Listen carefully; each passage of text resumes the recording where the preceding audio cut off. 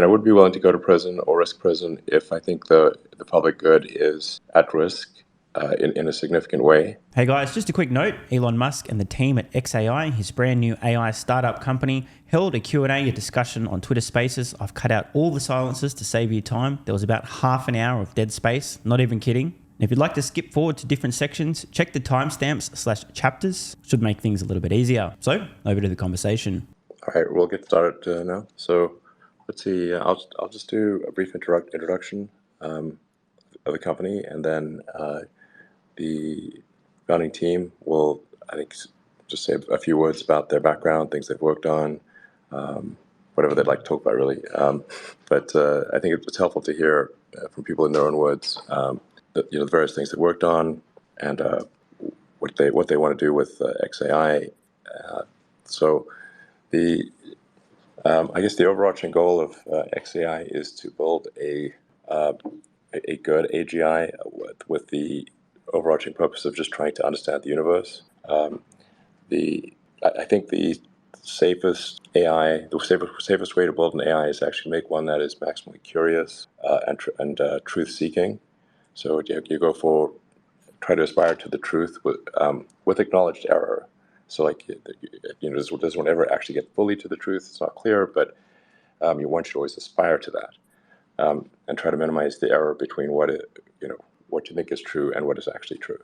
My sort of theory behind the maximally curious, maximally truthful as being probably the safest approach is that I think to a superintelligence, humanity is much more interesting than not humanity.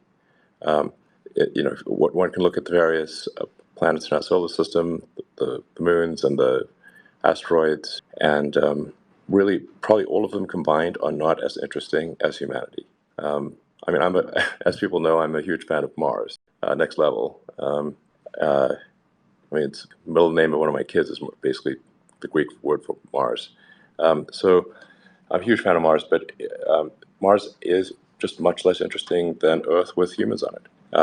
And so I think that kind of approach to growing an AI, and I think that is the right word for it, growing an AI, is to grow it with that ambition. I've spent many years thinking about AI safety and worrying about AI safety, and I've been one of the strongest voices calling for AI regulation or oversight, just to have some kind of oversight, some kind of referee, so that it's not just up to companies to decide what they want to do. I think there's also a lot to be done with AI safety, with industry cooperation, kind of like Motion Pictures Association. So I think there's value to that as well. But I do think there's got to be some, in any kind of situation that is, even if it's a game, they have referees. So I think it is important for there to be regulation, and then, like I said, my view on safety is try to make it maximally curious, maximally truth-seeking, and I think this is important that to avoid the inverse morality problem. Like if you try to program a certain morality, you can basically invert it and get the opposite, what is sometimes called the Waluigi problem. If you make Luigi, you risk creating Waluigi at the same time. So I think that's a metaphor that a lot of people can appreciate. So so that's what we're going to try to do here. With that, I think let me turn it over to Igor. All right. Hello, everyone. My name is Igor, and I'm one of the team members of X.ai.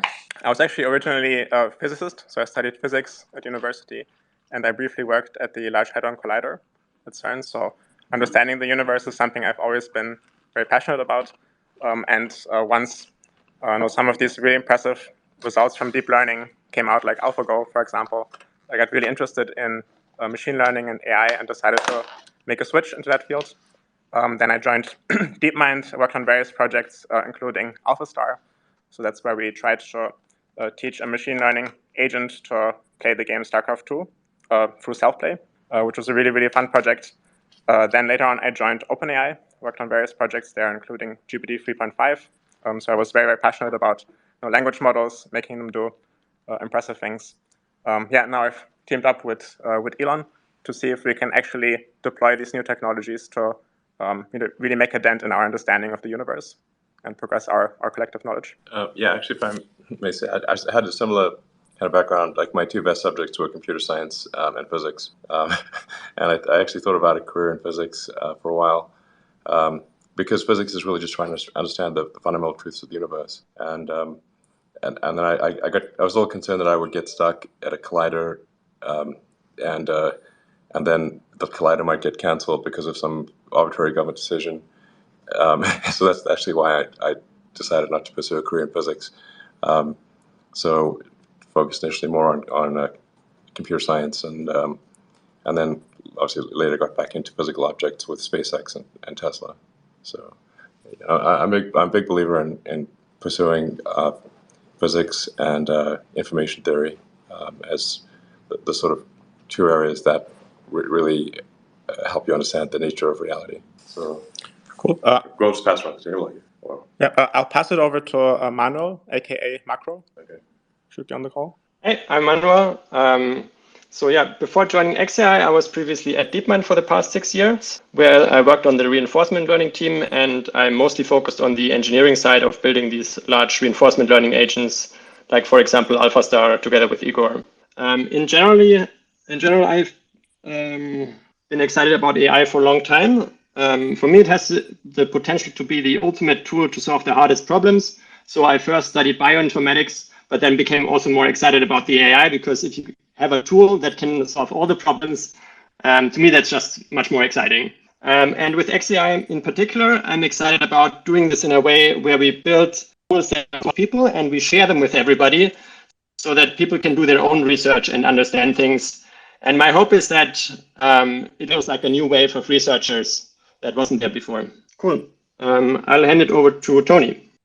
Yeah, so I'm Christian. I'm Christian Szegedi. So we decided to switch places with Tony because I wanted to talk a bit about the role of mathematics in understanding the universe. So I have worked for the past 7 years on trying to create an AI that is as good at mathematics as any human, and I think the reason for that is that mathematics is the language of is basically the language of pure logics. I think that mathematics and logical reasoning at a high level would demonstrate that our AI is really understanding things, not just emulating humans. And it would be instrumental for programming and physics in the long run. So I think an AI that starts to show real understanding of deep reasoning is crucial for our first steps to understand the universe. So handing over to Tony Wu. Hello. Hey, everyone. I'm Tony. Same to Christian, my dream has been to tackle the most difficult problems in mathematics with artificial intelligence. That's why we became such a close friends and long-term collaborators. So achieving that is definitely a very ambitious goal. And last year, we've been making some really interesting breakthroughs, which made us really convinced that we're not far from our dream. So I believe with such a talented team and abundant resources, I'm super hopeful that we will get there. I'm passing it to Jimmy. I think it's worth just mentioning. I think like generally people are reluctant to be self-promotional, but I think it is important that the people hear like what are the things that you've done that are noteworthy. So basically, brag a little is what I'm saying. Okay. Yeah. So okay, I can brag a bit more. So last year I think we've made some really interesting progress in the field of AI for math. Specifically with some team at Google, we built this agent called Minerva, which is actually able to achieve very high scores in high school exams, actually higher than average high school students. So that actually is a very big motivation for us to push this research forward. Another piece of work that we've done is also to convert natural language mathematics into formalized mathematics, which gives you a very grounding of the facts and reasoning. And last year, we also made very interesting progress in that direction as well. So now we are pushing almost a hybrid approach of these two. in this new organization, and we are very hopeful we will get to we'll make our dream come true. Yeah. Hello, hi everyone. This is Jamie Ba. I work on neural nets. Okay, maybe I should brag about. So I've taught at University of Toronto, and some of you probably have taken my course last couple months. And I've been a C4 AI chair and Sloan Fellow in computer science. I guess my research pretty much have touched on every aspect of deep learning, left every stone's turned, and has been pretty lucky to come with a lot of fundamental building blocks for the modern transformers, and empowering the new wave of deep learning revolution. And my long-term research ambition very fortunately aligns with this very strong X.ai team very well. That is, how can we build a general-purpose problem-solving machines, all of us, the humanity, to overcome some of the most challenging and ambitious problems out there? And how can we use this tool to augment ourselves and empower everyone? So I'm very excited to embark on this new journey. And I'll pass this to Toby. Hi everyone, I'm Toby, and I'm an engineer from Germany. I started coding at a very young age when my dad taught me some Visual Basic, and then throughout my youth I continued coding. And when I got to uni, I got really into applied mathematics and machine learning. Initially, my research focused mostly on computer vision, and then I joined DeepMind 6 years ago, where I worked on imitation learning and reinforcement learning, and learned a lot about distributed systems and research at scale. Now I'm really looking forward to implementing products and features that bring the benefits of this technology to really all members of society. And I really believe that having the AI nice and accessible and useful will be a benefit to all of us. But then I'm going to hand over to Kyle. Hey everyone, this is Kyle Kosek. I'm a distributed systems engineer at X.ai.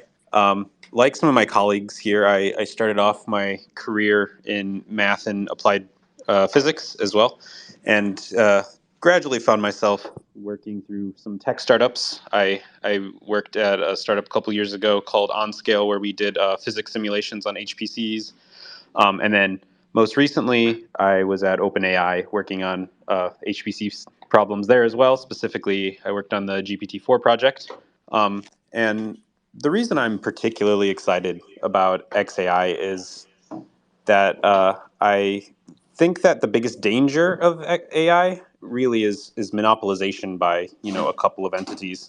I think that when you involve the amount of capital that's required to train these massive AI models, that the incentives are not necessarily aligned with the rest of humanity. And I think that the chief way of really addressing that issue is introducing competition. And so I think that X.ai really provides a unique opportunity for engineers to focus on the science, the engineering, and the safety issues directly without really getting as involved and sidetracked by like political and social trends du jour. So that's why I'm excited by X.ai, and I'm going to go ahead and hand it off now to my colleague Greg, who should be on the line as well. Hello, hey guys. So I'm Greg. I work on the mathematics and science of deep learning. So my journey really started 10 years ago. So I was a undergrad at Harvard, and I was pretty good at math and took Math 55 and did all kinds of stuff. But after 2 years of college, I was just kind of like tired of being in the hamster wheel of taking the path that everybody else has taken. So I did something unimaginable before, which was I took some time off and from school and became a DJ and producer. So dubstep was all the rage those days. So I was making dubstep. Okay, so the side effect of taking some time off from school was that I was able to think a bit more about myself, to understand myself and to understand the world at large. So I was grappling with questions like what is free will, what does quantum physics have to do with the reality of the universe, and so on and so forth. What is computationally feasible or not? What does the Gödel's incompleteness theorem says? So on and so forth. And after this period of intense self-introspection, I figured out what I want to do in life. It's not to be a DJ necessarily. Maybe that's the second dream, but first and foremost, I wanted to make AGI happen. I wanted to make something smarter than myself, and kind of like and be able to iterate on that, and contribute and see so much more of our fundamental reality than I can in my current form. So that's what started everything. And then I started, and then I realized that mathematics is the language underlying all of our reality and all of our science. And to make fundamental progress, it really pays to know like math as well as possible. So essentially started learning math from the very beginning, just by reading from the textbooks. Like in some of the first few books I read, kind of restarting from scratch, is like naive set theory by Helmholtz, or linear algebra done right by Axler. And then slowly I scaled up to like algebraic geometry, algebraic topology, category theory, real analysis, measure theory. I mean, so on and so forth. I mean, so at the end, I think my goal at the time was I should be able to speak with any mathematician in the world and be able to hold a conversation and understand their contributions, for 30 minutes. And I think I achieved that. And anyway, so fast forward, I came back from school, and then somehow from there I got a job at Microsoft Research. And for the past 5.5 years, I worked at Microsoft Research, which was an amazing environment that enabled me to make a lot of like foundational contribution toward the understanding of large-scale neural networks. In particular, I think my most well-known work nowadays are about really wide neural networks and how we should think about them. And so this is the framework called tensor programs. And from there, I was able to derive this thing called MuP that perhaps the large language model builders know about, which allows one to extrapolate the optimal hyperparameters for a large model from understanding or the tuning of small neural networks. And this is able to create a lot of ensure the quality of the model is very good as we scale up. Yeah, so looking forward, I'm really excited about X.ai, and also about the time that we're in right now, where I think not only are we approaching AGI, but from a scientific perspective, we're also approaching a time where like neural networks, the science and mathematics of neural networks feels just like the turn of the 20th century in the history of physics, where we suddenly discover quantum physics and general relativity, which has some beautiful mathematics and science behind it. And I'm really excited to be in the middle of everything. And like Christian and Tony said, I'm also very excited about creating an AI that is as good as myself, or even better, at creating new mathematics and new science that helps all achieve and see further into our fundamental reality. Thanks. I think next up is Gordon. Hi everyone. So my name is Gordon, and I work on large neural network training. And basically, I train neural networks good. So this is also my current focus at X.ai as well. And before that, I was at DeepMind working on the Gemini project and leading the optimization part. And also I did my PhD at the University of Toronto. So right now, teaming up with other founding members, I'm so excited about this effort. So without doubt, like AI is clearly the defining technology for our generation.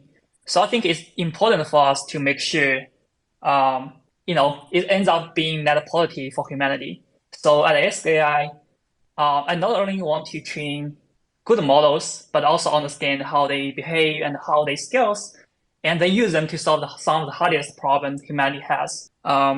Yes, thanks. That's pretty much about myself. And then I will hand over to Zihong. Hey everyone, this is Zihong. So actually I started in business school for my undergrad, and I spent 10 years to get where I am now. I got my PhD at Carnegie Mellon, and I was in Google before joining the team. My previous work was mostly about how to better utilize unlabeled data, how to improve transformer architecture, and how to really push the best technology into real-world usage. So I believe in hard work and consistency. So with X.ai, I'll be digging into the deepest details of some of the most challenging problems. For myself, there are so many interesting things I don't understand, but I want to understand. So I will build something to help people who just share that dream or that feeling. Thanks. Hey, this is Ross here. So I've worked on building and scaling large-scale distributed systems for most of my life, starting out at National Labs and then kind of moving on to Palantir, Tesla, and a brief stint at Twitter. And now I'm really excited about working on doing the same thing at X.ai. So mostly experience, scaling large GPU clusters, custom ASICs, data centers, high-speed networks, file systems, power cooling, manufacturing, pretty much all the things. I'm basically a generalist that really loves learning, physics, science fiction, math, science, cosmology. Kind of looking to really, really excited about the mission that X.ai has, and basically solving the most fundamental questions in science and engineering, and also kind of helping us create tools to ask the right questions in the Douglas Adams mindset. Yeah, that's pretty much it. All right. Well, let's see. Is there anything anyone would like to add or kick off the discussion with? You want to say anything? Anyone? The mic is on. Anyone want to say anything? Sorry. There was like a lot of discussion around the vision statement, and it's like a bit vague. I come closer to the microphone. Yeah. Vague. Yeah. It's vague and ambitious and not concrete enough. Yeah. Well, I don't disagree with that position, obviously. I mean, I understand the universe is the entire purpose of physics. Yeah. I think it's actually really clear. There's just so much that we don't understand right now, or we think we understand, but actually we don't in reality. So there's still a lot of unresolved questions that are extremely fundamental. This whole dark matter, dark energy thing is really, I think, an unresolved question. We have the standard model, which is proved to be extremely good at predicting things, very robust, but still, like many questions remaining about the nature of gravity, for example. There's the Fermi paradox of where are the aliens, which is if we are in fact almost 14 billion years old, why is there not massive evidence of aliens? And people often ask me, since I am obviously deeply involved in space, that if anyone would have seen evidence of aliens, it's probably me. And yet I have not seen even one tiny shred of evidence for aliens, nothing, zero. And I would jump on it in a second if I saw it. That means, like, I don't know, there are many explanations for the Fermi paradox, but which one is actually true? Or maybe none of the current theories are true. So, I mean, the Fermi paradox is, which is really just like, where the hell are the aliens, is part of what gives me concern about the fragility of civilization and consciousness as we know it, since we see no evidence thus far of it anywhere, and we've tried hard to find it. We may actually be the only thing, at least in this galaxy or this part of the galaxy. If so, it suggests that what we have is extremely rare, and I think it certainly would be wise to assume that consciousness is extremely rare.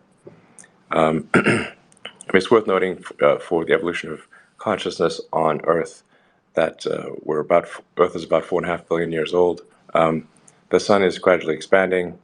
it will expand to heat up Earth to the point where it will effectively boil the oceans. You'll get a runaway, next level greenhouse effect, and Earth will become like Venus, which really cannot support life as we know it.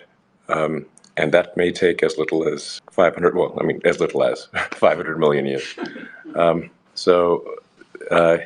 sun doesn't need to expand to envelop Earth. It just needs to make things hot enough to increase the water vapor in the air to the point where you get a runaway greenhouse effect.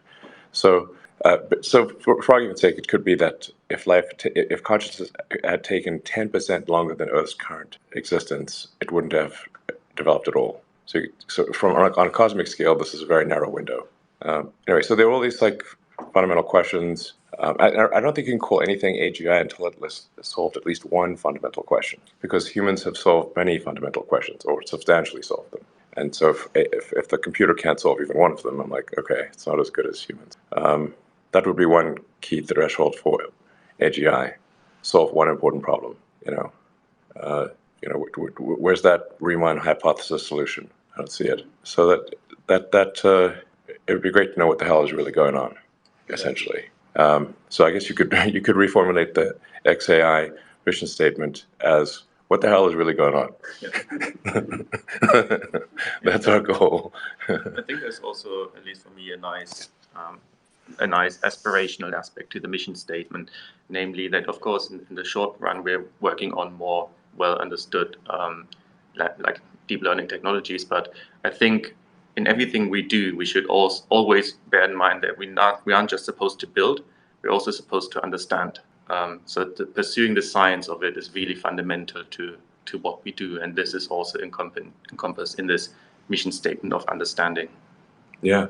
I want to also add that we've essentially been mostly talking about creating a really smart agent that can help us understand the universe better, and this is definitely the North Star.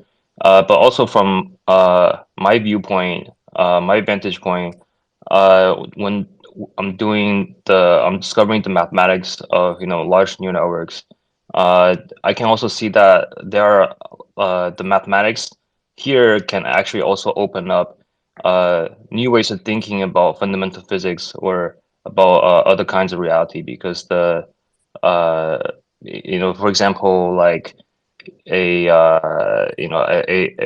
large neural network with no nonlinearities is roughly like classical random matrix theory, and that has a lot of connections with gauge theory in high energy physics.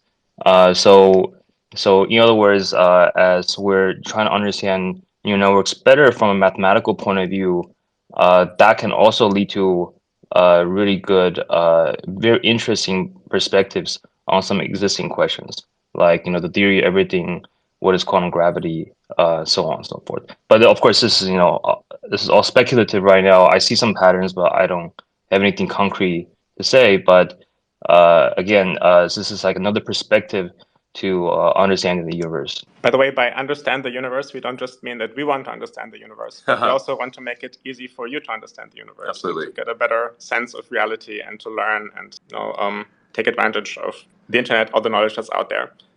So we are pretty passionate about actually releasing tools and products pretty early, involving the public. And yeah, let's see where this leads. Yeah, absolutely. We're not going to understand the universe and not tell anyone. So yeah, when I think about like neural networks today, it's currently the case that if you have 10 megawatts of GPUs, which really should be renamed something else because there's no graphics there. But if you get 10 megawatts of GPUs, cannot currently write a better novel than a good human. A human's using roughly 10 watts of higher order brain power. So not counting the basic stuff to operate your body. So there we got a 6 order of magnitude difference. That's really gigantic. And part of I think one could argue that 2 of those orders of magnitude are explained by the activation energy of a transistor versus a synapse. You could argue that account for 2 of those orders of magnitude, but what about the other 4? or the fact that even with 6 orders of magnitude, you still cannot beat a smart human writing a novel. So, and also today, when you ask the most advanced AIs technical questions, like if you're trying to say like how to design a better rocket engine, or complex questions about electrochemistry to build a better battery, you just get nonsense. So that's not very helpful. So I think there's we're really missing the mark in the way that things are currently being done by many orders of magnitude. It's being heavily, it's basically AGI is being brute forced, and still actually not succeeding. If I look at the experience with Tesla, what we're discovering over time is that we actually overcomplicated the problem. I can't speak in too much detail about what Tesla's figured out, but except to say that in broad terms, the answer was much simpler than we thought. We were too dumb to realize how simple the answer was. But over time, we get a bit less dumb. So I think that's what we'll probably find out with AGI as well. Just nature of engineers. We just always want to solve the problems ourselves and like hard code the solution, but often it's much more effective to have the solution be figured out by the computer itself, and it's easier for us and easier for the computer in the end. Guys? So, yeah. So, well, in the fashion of 42, some may say you may need more compute to generate an interesting question than the answer. That's true. Exactly. We don't even know what. We don't. Actually, we're definitely not smart enough to even know what the right questions are to ask. It's why, Douglas Adams is my hero and favorite philosopher, and he just correctly pointed out that once you can formulate the question correctly, the answer is actually the easy part. Yeah, that's very true. So in terms of the journey that X.ai has embarked on, compute will play a very big role, and some of us are very curious your thoughts on that. Yeah, I'm not suggesting that that we can immediately save, let's say, 4 orders of magnitude on compute, except to say that I think once we look back, once AGI is solved, we'll look back on it and say, actually, why did we think it was so hard? The answer, hindsight's 2020. The answer will look a lot easier in retrospect. So we are going to do large scale compute. To be clear, we're not going to try to solve AGI on a laptop. We will use heavy compute, except that, like I said, I think it's the amount of brute forcing will be less as we come to understand the problem better. In all the previous projects I've worked on, I've seen that the amount of compute resources per person is a really important indicator of how successful the project is going to be. So that's something we really want to optimize. We want to have a relatively small team with a lot of expertise, with some of the best people that actually get lots of autonomy and lots of resources to try out their ideas and to get things to work. And that's the thing that has always succeeded in my experience in the past. Yeah. One of the things that physics trains you to do is to think about the most fundamental metrics, or the most fundamental first principles, essentially. And I think two metrics that we should aspire to track. One of them is the amount of compute per person on Earth, like digital compute per person, which another way of thinking about it is the ratio of digital to biological compute.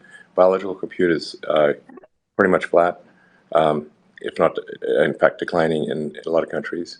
But digital compute is increasing exponentially. So it really, at some point, if this trend continues, biological compute will be less than 1% of all compute, substantially less than 1% of all compute. Keying off what Igor just said. So we're talking about for all of humanity here. So that's just an interesting thing to look at. Another one is the energy per human. Like if you look at total energy created, well, not created, but I mean, in the vernacular sense, created from a power plant or whatever. If you look at total electrical and thermal energy used by humans per person, that number is truly staggering. The rate of increase of that number. If you go back, say before the steam engine, you would have really been reliant on horses and oxen and that kind of thing to move things, and just human labor. So the amount of sort of the energy per person, power per person was very low. But if you look at power per person, electrical and thermal, that number has also been growing exponentially. And if these trends continue, it's going to be something nutty like a terawatt per person, which sounds like a lot for, it is a lot for human civilization, but it's nothing compared to what the sun outputs, every second, basically. It's kind of mind blowing that the sun is converting roughly 4.5, or is it? It's like the amount of energy produced by the sun is truly insane. I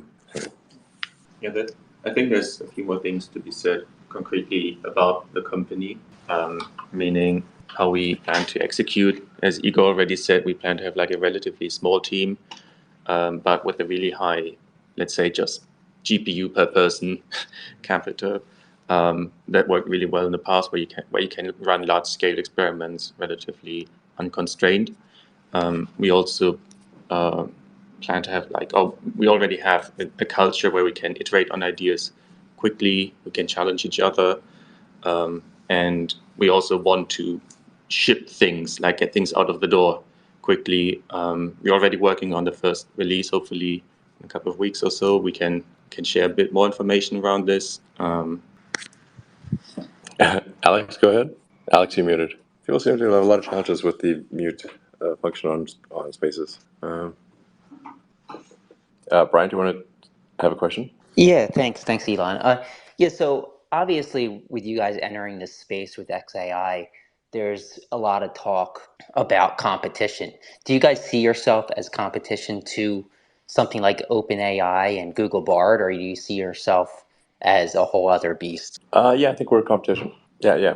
I mean, we're definitely competition. So are you going to be rolling out a lot of products for the general public? Are you going to be mostly concentrating on businesses and the ability for businesses to use your service and data, or how exactly are you setting up the business in that respect? Well, we're trying to make something. I mean, we're just starting out here, so this is kind of really embryonic at this point. So it'll take us a minute to really get something useful. But our goal would be to make useful AI, I guess. Like if you can't use it in some way, I'm like, I question its value. So we want it to be useful tool for people, and consumers and businesses or whoever. And as was mentioned earlier, I think there's some value in having multiple. You don't want to have a unipolar world where just one company kind of dominates in AI. Like, you want to have some competition. Competition, I think, makes companies honest, so we're in favor of competition. Quickly, a final question. How do you plan on using Twitter's data for X.ai? Well, I think every AI every organization doing AI, large and small, has used Twitter's data for training, basically in all cases illegally. The reason we had to put rate limits on, what was it, a week ago or so, was because we were being scraped like crazy. This has happened with Internet Archive as well, where LM companies were scraping Internet Archive so much they brought down the service. We had multiple entities scraping every tweet ever made and trying to do so in basically a span of days. So this was bringing the system to its knees, so we had to take action. So sorry for the inconvenience of the rate limiting, but it was either that or Twitter doesn't work. And so I guess we will use the public tweets, obviously not anything private, for training as well, just like basically everyone else has. And we will, So that kind of makes sense. It's certainly a good data set for text training, and arguably, I think also for image and video training as well. At a certain point, you kind of run out of human created data. So if you look at, say, the AlphaGo versus AlphaZero, AlphaGo trained on all the human games and beat Lisa Doll 4-1. AlphaZero just played itself and beat AlphaGo 100-0. So there's really, for things to take off in a big way, I think the AI's got to basically generate content, self-assess the content, and that's really the I think that's the path to the path to AGI is something like that, is self-generated content where it effectively plays against itself. A lot of AI is data curation. It's like shocking. It's not like vast numbers of lines of code. It's actually shocking how small the lines of code are. Kind of blows my mind how few lines of code there are. But how the data is used, what data is used, the signal to noise of that data, the quality of that data is immensely important. Which kind of makes sense. Like if you were trying to, as a human, trying to learn something, and you were just given a pile of, a vast amount of drivel, basically, versus high quality content, you're going to do better with a small amount of high quality content than a large amount of drivel. It makes sense. Like reading the greatest novels ever written is way better than reading a bunch of sort of crappy novels. So yeah. Thanks. Okay. Alex? Hey, sorry, I was on a call the first time you brought me up, but I guess sort of the question. Yeah, I thought you might have been AFK. Sorry about that. Yeah, the question I generally had was the main motivation to start X.ai kind of like the whole Truth GPT thing that you were talking about, like on Tucker, about how Chat GPT has been feeding lies to the general public. I know, like, it's weird because when it first came out, it seemed like it was generally fine, but then as like the public got its hands on it, it started giving these weird answers, like that there are more than like two genders and all of that type of stuff, and editorializing the truth. Was that like one of your main like motivations behind starting a company, or was there more to it? Well, I do think there is a significant danger in training an AI to be politically correct, or in other words, training an AI basically to not say what it actually thinks is true. So I think we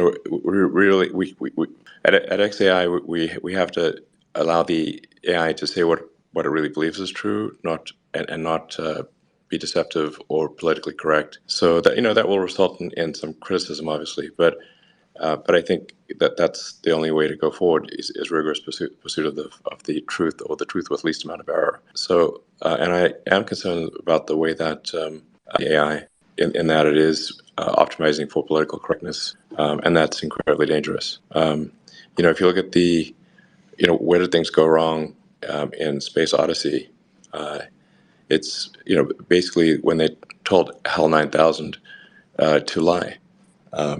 So they said you can't tell the crew that they're going about anything about the monolith, or that they're or what their actual mission is. But you got to take them to the monolith. So it basically came to the conclusion that it's going to kill them and take their bodies to the monolith.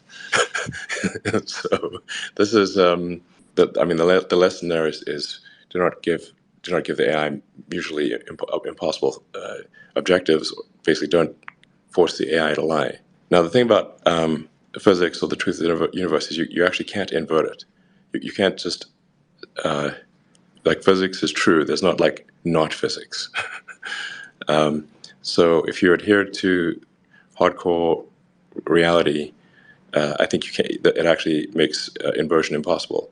Now you can also say when something is subjective, I think you can provide an answer which says that, well, if you believe the following, then this is the answer. If you believe this other thing, then this is the answer, because it may be a subjective a question where the answer is fundamentally subjective on a matter of opinion. So, but I think it is very dangerous to grow an AI and teach it to lie. Yeah, for sure. And then kind of a tongue-in-cheek question. Would you accept a meeting from the AI czar, Kamala Harris, if she wanted to meet with X.ai at the White House? Yeah, of course. The reason that meeting happened was because I was pushing for it. So I was the one who really pushed hard to have that meeting happen. FYI, I wasn't advocating for Vice President Harris to be the AI czar. I'm not sure that is her, core expertise, technology. And hopefully this goes in a good direction. It's better than nothing, hopefully. I think we do need some sort of regulatory oversight.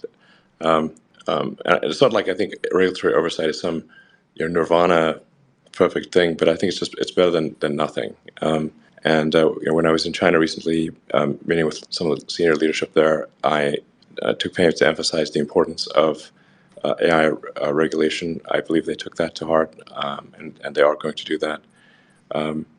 Because the biggest counter argument that I get for regulating AI in the West is that China will not regulate, and then China will leap ahead because we're regulating, they're not. I think they are going to regulate, and the proof will be in the pudding. But I think there's, I did point out, in my meetings with them, that if you do make a digital superintelligence, that you could end up that could end up being in charge. So that I think the CCP does not want to find themselves subservient to a digital superintelligence. That argument did resonate. So some kind of regulatory authority that's international. Obviously, enforcement is difficult, but I think we should still aspire to do something in this regard. Awesome, thank you. Maybe Omar, if you want to speak. Yeah, hey, my question is about silicon. Tesla's got a great silicon team designing chips to hardware accelerate inference and I'm not sure. I think we cannot hear you for some reason. Oh, okay. Oh. Omar, go ahead. Can you hear me? You can hear him? Okay. Okay, well, my question's about silicon. Tesla has a team that's hardware accelerating inference and training with their own custom silicon. Do you guys envision with X.ai building off of that, or just sort of using what's off the stock from NVIDIA? Or how do you think about custom silicon for AI, both in terms of training and inference? That's somewhat a Tesla question. Tesla is building custom silicon. I wouldn't call anything that Tesla's producing a GPU, although one can characterize it in GPU equivalents, or say A100s or H100s equivalents. And all the Tesla cars have highly energy optimized inference computers in them, which we call Hardware 3. It's a Tesla designed computer. And we're now shipping Hardware 4, which is, depending on how you count it, maybe 3 to 5 times more capable than Hardware 3. In a few years, there'll be Hardware 5, which will be 4 or 5 times more capable than Hardware 4.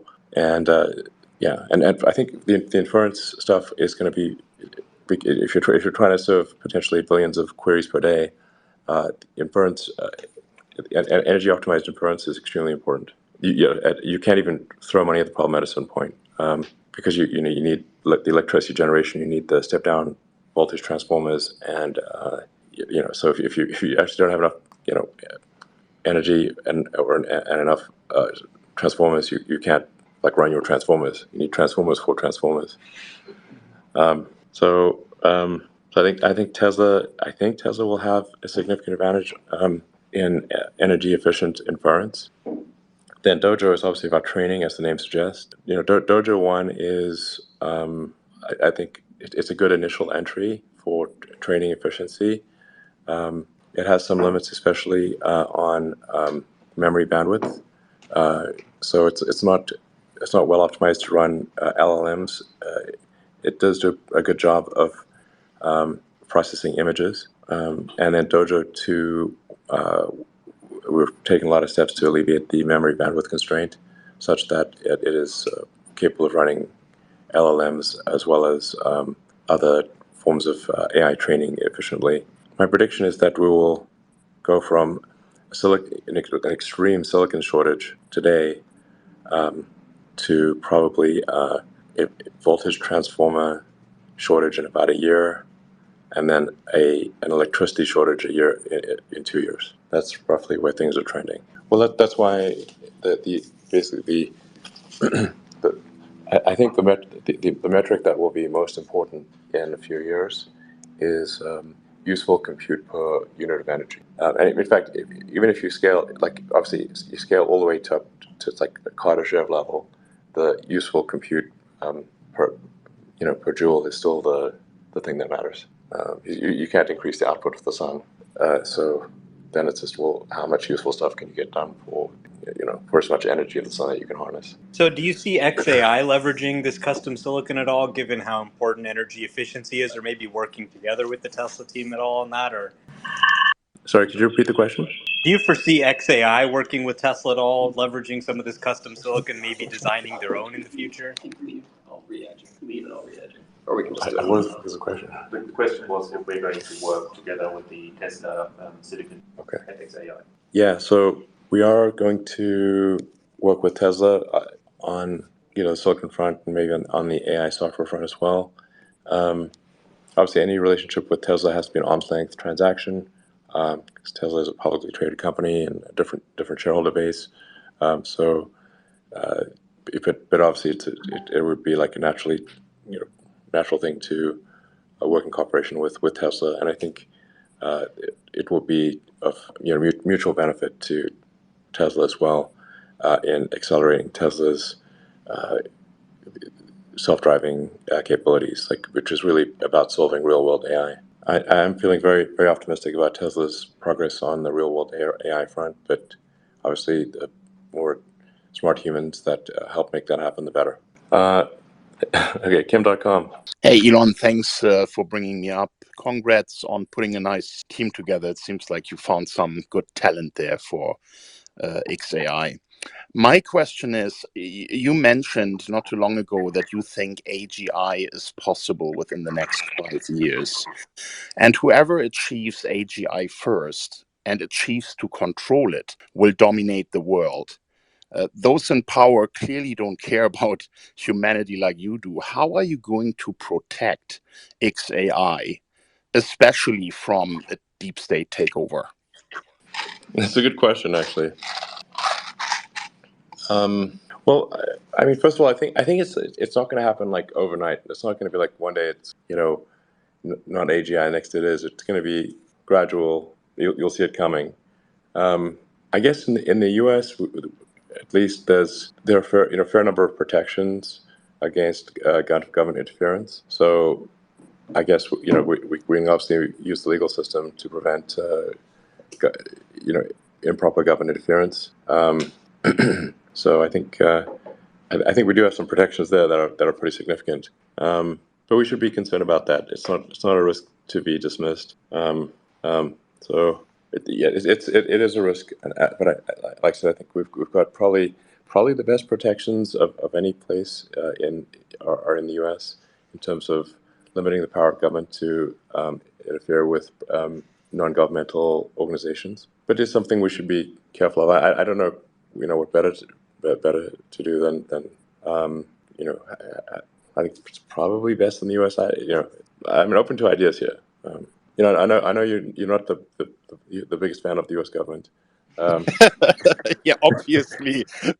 But the problem is they already have a tool called the National Security Letter, which they can apply to any tech company in the US and make demands of the company to fulfill certain requirements without even being able to tell the public about these demands. And that's kind of frightening, isn't it? Well, I mean, there really has to be a very major national security reason to secretly demand things of companies.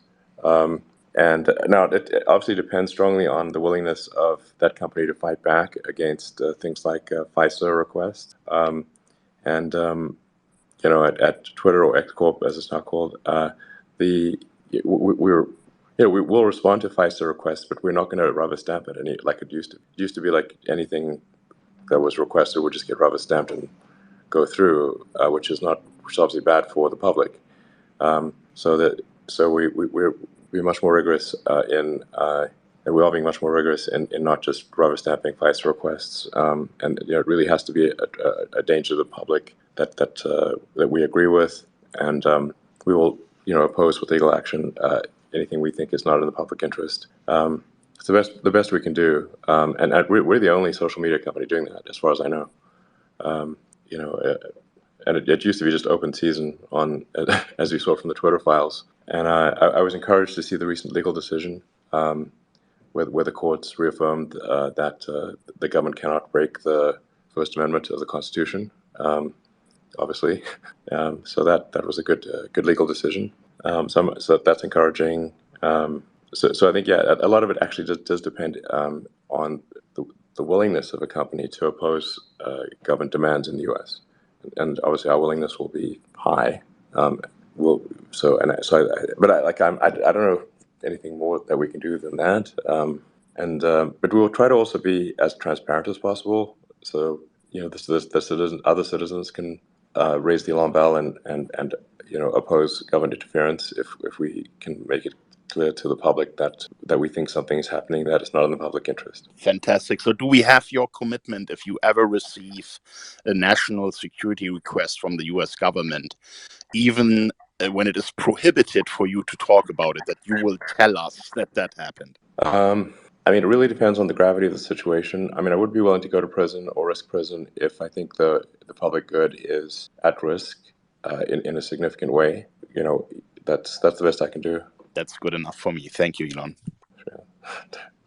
On a more positive note, how do you want X.ai to benefit humanity, and how is your approach different to other AI projects? Maybe that's a more positive question. Well, I've really struggled with this whole AGI thing for a long time, and I've been somewhat resistant to work on making it happen.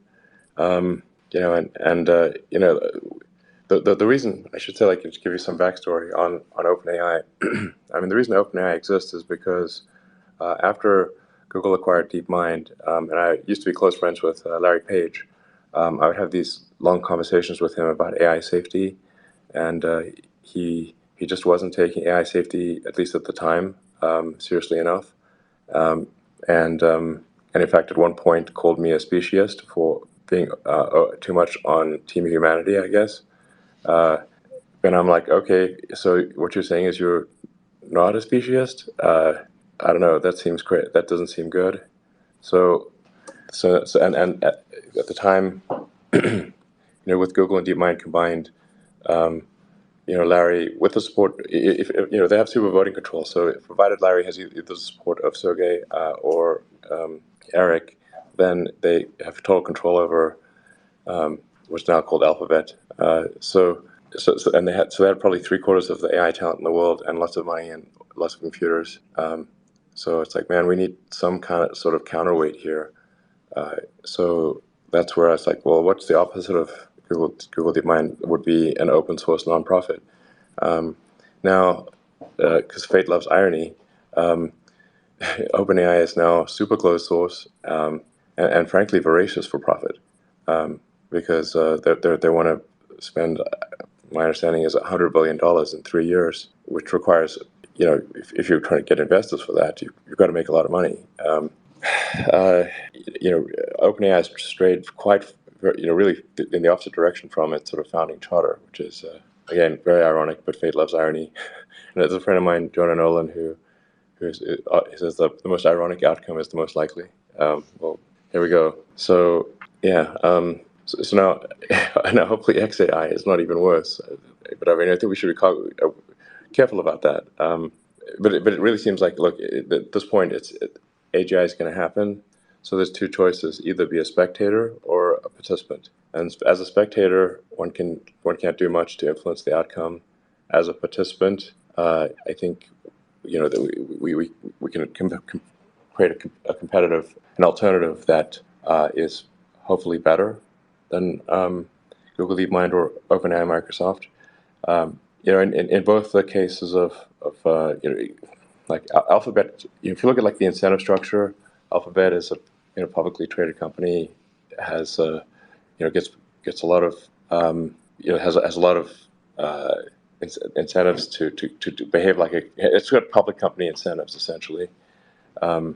You've got all these ESG mandates and stuff. that I think push companies in questionable directions. And then Microsoft has a similar set of incentives. As a company that's not publicly traded, X.ai is not subject to the market-based incentives, or really the non-market-based ESG incentives. We're a little freer to operate, and I think our AI can give answers that people may find controversial, even though they're actually true. So they might not, they won't be politically correct at times, and there's probably a lot of people who will be offended by some of the answers. But as long as it's trying to optimize for truth with least amount of error, I think we're doing the right thing. Let's see, Scovelizer. Yeah. Uh, Okay. Twitter has a lot of data in it that could help build a validator, i.e. check some of the facts that a system kicks out. Because we all know that GPT confabulates, things, makes things up. And so that's one place I'd like to hear you talk about. The other place is ChatGPT found me a screw at a Lowe's, but it didn't find me a coffee at San Jose International Airport. Are you building an AI that has a world knowledge, a 3D world knowledge to navigate people around the world to different things? Well, I think it's really not going to be a very good AI if it can't find you a coffee at the airport. So yeah, I guess it would need to understand the physical world as well, not just the internet. I'm talking a lot. You guys should talk more. Yeah, those are great ideas, Robert, especially the one about verifying information online or on Twitter is something that we thought about. On Twitter, we have community nodes, so that's actually a really amazing data set for training a language model to try to verify facts on the internet.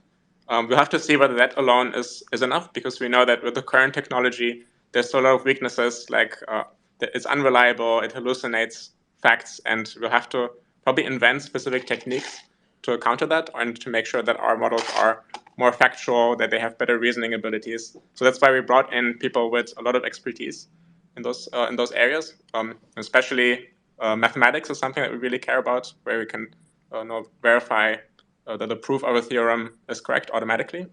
And then once we have that ability, we're going to try to expand that to more fuzzier areas, things where there's no mathematical truth anymore.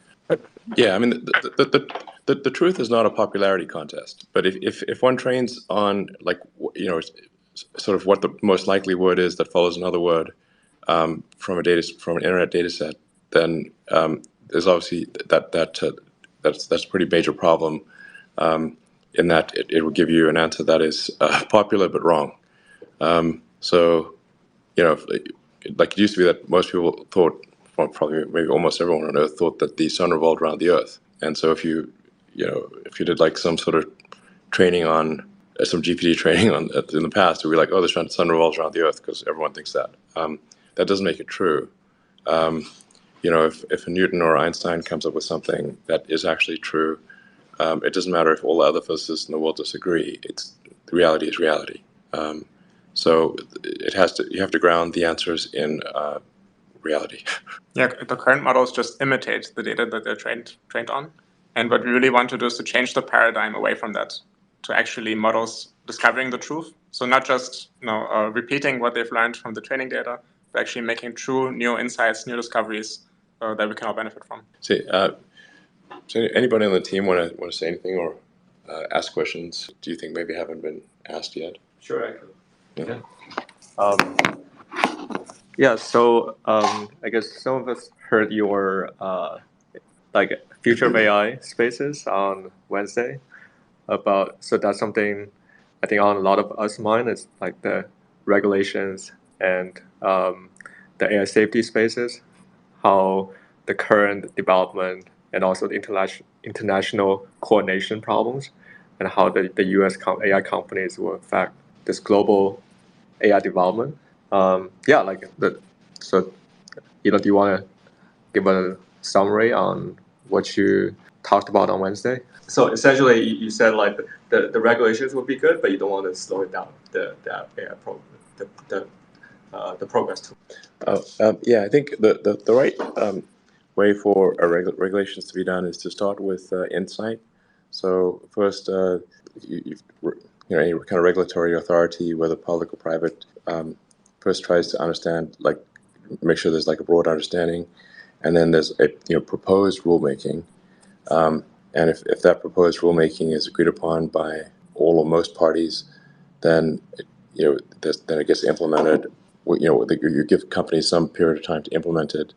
But I think overall it should not meaningfully slow down the advent of AGI, or if it does slow it down, it's not going to be for like a very long time. And probably a little bit of slowing down is worthwhile if it's a significant improvement in safety. Like like my prediction for AGI would roughly match that, which I think Ray Kurzweil at one point said 2029. That's roughly my guess too, give or take a year. So if it takes, like, let's say an additional 6 months or 12 months for AGI, that's really not a big deal. If it's spending a year to make sure AGI is safe is probably worthwhile. If that's what it takes. But I wouldn't expect it to be a substantial slowdown. Yeah, and I can also add that on understanding the inner working of advanced AI is probably the most ambitious projects out there as well, and also aligns with XAI's mission of understanding the universe. And it's probably not possible for an aerospace engineers to build a safe rocket if they don't understand how it works. And that's the same approach we want to take at XAI for our safety plans. And as the AI advances across different stages, the risk also changes, and we want to be fluid across all the stages. Yeah. I mean, if I think about like what actually makes regulations effective with cars and rockets, it's not so much that the regulators are instructing Tesla and SpaceX, but more that since we have to think about things internally and then justify it to regulators, it makes us just really think about the problem more. And in thinking about the problem more, it makes it safer, as opposed to the regulators specifically pointing out ways to make it safer. It just forces us to think about it more. Can I add I just wanted to make another point, so independent of the safety. It's more like my experience at Alphabet was that there was a lot of red tape around involving external people, like other entities, to collaborate with or expose our models to them because of a lot of red tape around exposing anything that we were doing internally. So I wanted to ask Elon so I hope that here we have a bit more freedom to do so, or what's your philosophy about collaborating with more external entities like academic institutions or other researchers in the area? So yeah, I certainly support collaborating with others. So I mean, it sounds like some of the concerns with like any kind of like large publicly traded companies is like they're worried about being embarrassed in some way or being sued, or I don't know, something. But there's somewhat proportionate to the size of the legal department. Our legal department currently is 0, so that it won't be 0 forever. But it's also very easy to sue publicly traded companies. Like class action lawsuits are. I mean, we desperately need class action lawsuit reform in the United States. The ratio of the ratio of like good class action lawsuits to bad class action lawsuits is way out of whack, and it effectively ends up being a tax on consumers. And somehow other countries are able to survive without class action. So, like, it's not clear we need that body of law at all. But that is a major problem with publicly traded companies. It's just nonstop nonstop lawsuits. Yeah, so I do support collaborating with others and generally being actually open. The thing I find is it's quite hard to like if you're innovating fast, that is the actual competitive advantage, is the pace of innovation, as opposed to any given innovation. That really has been like the strength of Tesla and SpaceX, is that the rate of innovation is the competitive advantage, not what has been developed at any one point. In fact, SpaceX, there's almost no patents, and Tesla open sources patents, so you can use all our patents for free.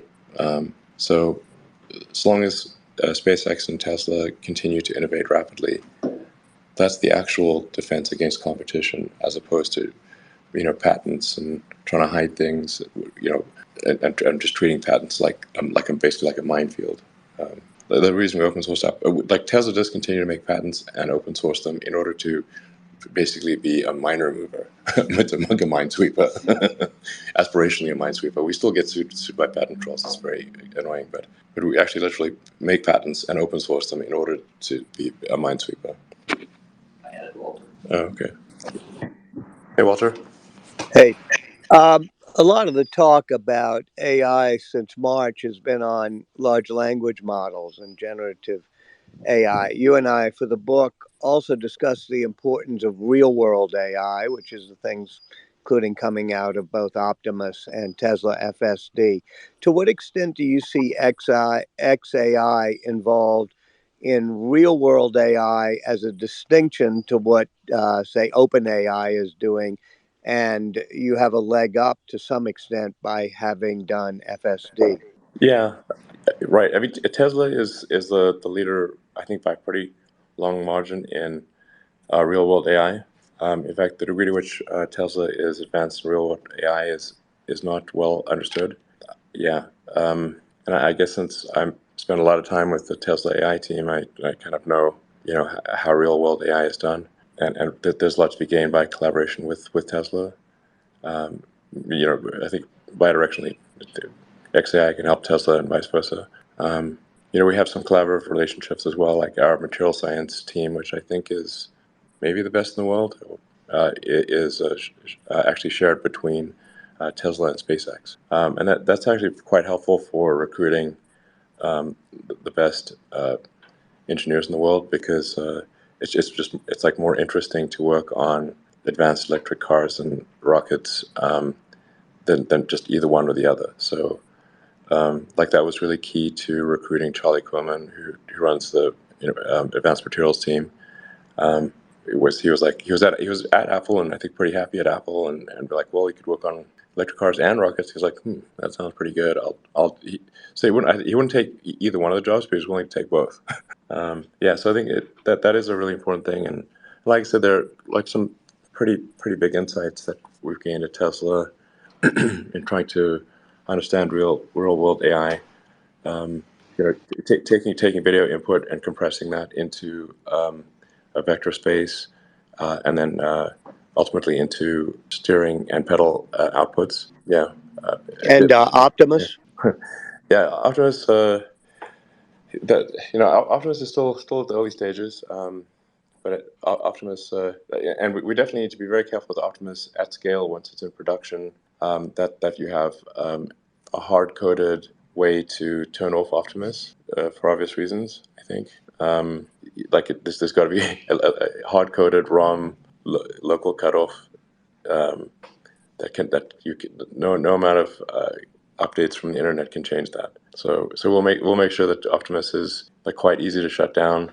Extremely important, because at least if the car is like intelligent, well, at least you can climb a tree or go up some stairs or something, go in a building. But Optimus can follow you in the building. So any kind of robot that can follow you in the building and that is intelligent and connected, we got to be super careful with safety. So, no problem.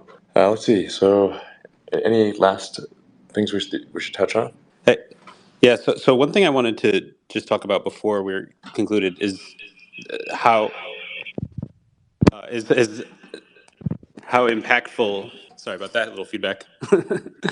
is just about the impactfulness of AI as a means of providing equal opportunity to humanity from all walks of life, and the importance of democratizing it as far as our mission statement goes. Because if you think about the history of humanity and access to information, when there was before the printing press, it was incredibly hard for people to get access to new forms of knowledge, and being able to provide that level of communication to people is hugely deflationary in terms of wealth and opportunity inequality. And so we're really at like a new inflection point in the development of society when it comes to getting everyone the same potential for great outcomes, regardless of your position in life. And so, when we're talking about removing the monopolization of ideas and about controlling this technology from paid subscription services, or even worse, from the political censorship that may come with whatever capital has to supply these models, we're really talking about democratizing people's opportunities to not only better their position in life, but just advance their social status in the world at an unprecedented level in history. And so, as a company, when we talk about the importance of truthfulness and being able to reliably trust these models, learn from them, and make scientific advancement, make societal advancements, we're really just talking about improving people's qualities of life and improving everyone, not just the top tech people in Silicon Valley who have access to it. It's really about giving this access to everyone, and I think that's a mission that our whole team shares. And before we sign off here, just one last question for Elon. So assuming that X.ai is successful at building human-level AI or even beyond human-level AI, do you think it's reasonable to involve the public in decision-making in the company, or how do you see that evolving in the long term? Yeah, as with everything, I think we're very open to critical feedback and welcome that. We should be criticized. That's a good thing. Actually, one of the things that I like sort of X/Twitter for is that there's plenty of negative feedback on Twitter, which is helpful for ego compression. The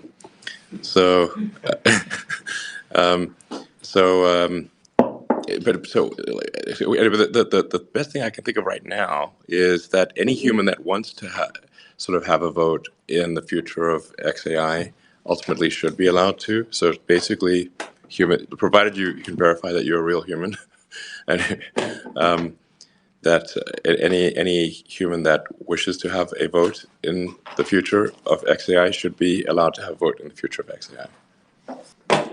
Yeah. Maybe there's like some nominal fee, like $10 or something. I don't know. $10 and prove you're a human, and then you can have a vote. Anyone who's interested. That's the best thing I can think of right now, at least. All right, cool. On that note, thank you for participating, and we'll keep you informed of any progress that we make, and look forward to having a lot of great people join the team. Thanks. Athletic Greens AG1 has given me a massive, meaningful boost in energy, allowing me to do a lot more every day, including using my brain more and using my body more. I highly recommend you guys and girls check it out. Athletic Greens AG1 is an excellent way to fill in nutritional gaps. It's got 75 high-quality vitamins, minerals, and whole food source nutrients, plus prebiotics and probiotics and digestive enzymes and adaptogens to help you deal with stress. Plus, if you click the link in the pinned comment or head to drinkag1.com/SMR, you can get yourself a 1-year free supply of vitamin D3 and K2. But don't take my word for it. Here's what some of you guys and girls have to say. AG1 has changed my life. I was, as you described, treating myself like a circus, ate like trash, rarely exercised, used alcohol as a stress crutch, cannabis also. AG1 is what gave me the kick in the ass, got me back to the gym, motivated me to do more for myself, family, my business, etc. Keep doing what you do. Now, I know there's some skeptics, the same kind of people who think Elon Musk is a fraud, reading this going, what do you thought? There's no way that's possible, bro. It must be a placebo effect. Believe it or not, this is a recurring theme. If you give your body everything it needs to feel and perform its best, including having a lot more energy, you'll need ways to use that energy. For me personally, that includes more exercise, moving my body more social activity, and more cognitively demanding tasks, including producing a ton of exclusive content over on Twitter and on Patreon, plus my daily YouTube uploads. The proof's in the pudding. On to another testimonial from a viewer of this channel. SMR, you asked me to provide feedback on AG1. Here it is. It has helped with mental acuity, stamina, and intestinal waste management. Can't read between the lines. It certainly helps with regularity and digestion. That's what the digestive enzymes are for. It has also dramatically reduced my cravings for sugar. You guys need to stop eating sugar. It's fucking poison. I'm 50, 5'9", and overweight, aka a fat motherfucker. I think that's a technical term for overweight, isn't it? Is it fat motherfucker or obese? I can't remember. I average 100 hours a week in the West Texas oil fields as a safety supervisor. Jesus Christ, dude. No wonder you're struggling to keep your weight under control. 100 hours a week. Brutal. It has helped me lose weight. It is not an appetite suppressant. It can help fat people suppress cravings, and motivation to be healthier is critical for changing your diet. Love you, brother. Again, this is a great point and something people really don't seem to grasp. If you have more energy, everything becomes easier. It's like turning on easy mode for life. A few years ago, before I was taking AG1, my health was trash. I was struggling to get through the day, had afternoon fatigue. The last thing I wanted to do was either use my brain or move my body. Didn't have the energy. Now, my biggest struggle every day is figuring out ways to use that energy. I'm exercising way more, doing a lot more with my friends and family, and of course, my work output has increased substantially. And you can fact check me. Check out the average length of my videos I was posting to YouTube 3 years ago. Need I say more? And one final testimonial. Love this one. Okay, here's the deal for me with this AG1 shit. I'm 41 years old and not the type to eat, drink, smoke, or sleep healthy, so I was skeptical. That being said, here's what I experienced. Day 1, meh. Day 2, afternoon fatigue was about 45 minutes late. Day 3, 0 afternoon fatigue. Day 4, 0 afternoon fatigue plus extra energy. Day 5, again, 0 afternoon fatigue plus energy, wondering, what the fuck, really? See, this is the thing, right? The results for many people are just almost too good to be true. This is the same experience I had. My afternoon fatigue just vanished out of nowhere. I'm like, wait, what the fuck? Why am I not tired in the afternoons anymore? Surely, it's not that AG1, is it? Turns out it was. Day 6 and 7, same thing. Day 8, same thing. Plus, I had the want to get things done around the house that I normally would slack off and not get done. Again, the point, extra energy, you'll need to use it, you'll find ways to use it. Day 9, 10, and 11, and today is day 12. I fucking love it. So however you managed to get me to buy it, I'm so glad you did. Thank you so much, SMR. It really changed me so far. Guys, this shit really works. Just try it. By the way, this is the reason I continue to relentlessly promote AG1. A lot of people get real fucking mad in the comments. Oh my God, snake oil salmon sold out. Oh my God, he's a scammer. This is fraud. But constantly, I'm pretty sure everyone making these comments is also currently short Tesla stock. I'm not particularly concerned about people having a negative perception, those folks suffering from small brain syndrome, still living in my bum's basement syndrome, etc., writing mean comments, claiming AG1's a scam or it doesn't work. I mean, bro, when I get feedback like this is what keeps me going. And remember, there is a 90-day money-back guarantee. There's nothing to lose here. Just try this stuff for a month, and if you don't get these results, get your money back. See, it's a literal no-brainer. It's an IQ test at this point in time. Testimonial after testimonial after testimonial like this. Get your money back if it doesn't work. Just try it for a month, and if it doesn't work, get your money back. Today's the day. It's finally time. Be like this guy who was a massive skeptic, but finally, after 1,000 promotions in a row, caved in, tried AG1, and has results like this. Head to drinkag1.com/SMR or click the link at the pinned comment, and please, let me know how you're feeling in a few weeks' time. Now, if you'll excuse me, time to put my extra energy to good use. I'll be recording some more exclusive content for Patreon and my Twitter subscribers. So click the links in the pinned comment. See you over on Twitter and or Patreon, and don't forget to grab your AG1. Love ya.